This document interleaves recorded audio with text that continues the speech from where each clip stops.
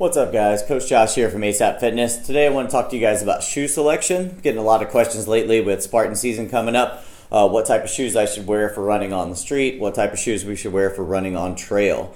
So we're going to go over a couple different types of shoes today. I've got a wide assortment of men's shoes and ladies shoes, and we'll kind of talk about the differences of each.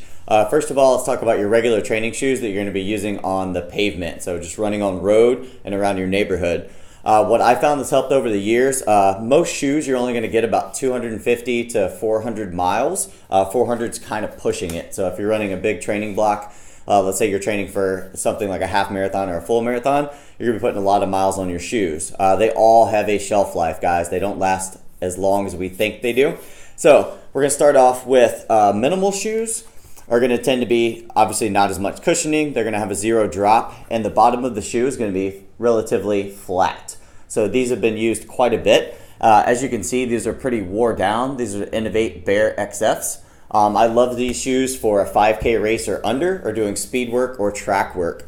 They're super light, super comfortable, but they don't provide a lot of support. So I wouldn't recommend going with these on a longer runs. Anything over 3 miles is going to be pushing it in these unless your feet are really used to running minimal. So what I like to do for my road shoes, I always like to look at a little bit more cushion, a little bit thicker platform. And another thing too, when I'm making a shoe selection, I always like to find a shoe that the bottom has a little bit of raised black rubber on the bottom. So if you guys will take a look at these, they actually have the black rubber all over. That's going to give you a lot more lifespan on the tread. A lot of shoes like Nike Freeze and some other brands, they'll be all white on the bottom. They don't have any additional overlays on top of the actual sole. So those are going to wear out relatively fast. And what that also does is it leaves a lot of small grooves that rocks and pebbles can get stuck in there, and you're going to spend just as much time taking something to pick out the rocks as you are actually running in your shoes. So the Brooks have worked really well for me. Every shoe brand is going to have a different foot mold for different feet. Obviously all of our feet are different sizes, different shapes. So honestly, when you're picking out a shoe, the biggest thing you want to look for, just make sure it has a little bit of extra overlay on the bottom, so it has some of the black on top of the white part of the foam, and then find a shoe that right out of the box fits comfortable and natural for your foot. Shoes do break in a little bit, but the whole myth of, oh, run in them for a week and then they'll break in and they'll feel better, that's kind of a myth. You want a shoe to feel really comfortable right out of the get-go. So as soon as you try them on in the store or you order them online, try them on your feet, take a quick walk around the block. If they feel comfortable, they're going to feel comfortable while you're running. Another thing you want to pay attention to in any shoe, whether it's road or trail, is you want to kind of do a couple of calf raises in your shoe. If you notice that your heel is moving around in the heel cup, that's going to be really bad. We're going to end up with blisters around our feet. So you want a shoe that fits really secure to your heel. Some of us have wider heels, some of us have more narrow heels. So make sure you find a shoe that feels really comfortable. When you fully lace it up and tighten it up on your feet, you want it to feel nice and secure around your foot.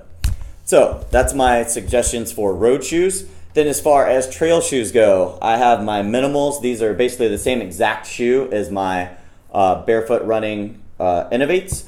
These are the Innovate. These ones are the F-Lite 195. So these are super old school. A lot of people used to wear these for cross training back in the day.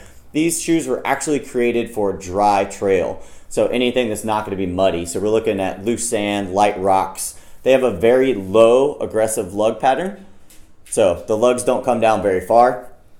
These are going to be really good for running on like a dirt track or just some like the little shoulders on the side of the road, anything that's not pavement. I don't recommend using these on pavement because it wears down the little bit of tread they do have really fast. But these are really good for track work and speed work if it's on dirt. Now what I do like for as far as Spartan racing goes or trail racing, we'll go over to my wife's shoes here. She has two different pairs she's been wearing. I recently threw mine out. That's why I'm using the pink ones for demos. These are the New Balances, their trail shoes. These are the speed rides. This one is going to have a pretty aggressive lug pattern, but if you'll notice the lugs are not very deep on these, so they're a little more shallow. What that means, these are going to be really good for sandy or light rocky kind of trails, but if you get into any heavy mud or anything really slippery, these aren't going to let the mud dissipate very easily. So what I recommend is if you're running a Spartan race, you want to go with more like the Innovate, the X Talons, which have a lot more aggressive lug pattern.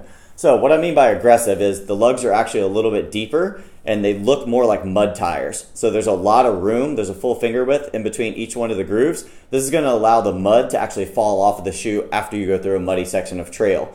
It's also going to help you climb and descent hills a little bit better. The more traction you have, the more stable your foot's going to be as you're going up or downhill, versus the New Balance where they're really close together and they're not very aggressive. It's still going to allow you to slide around a little bit. So these are really, really good for more dry trail or just a little bit of loose rock.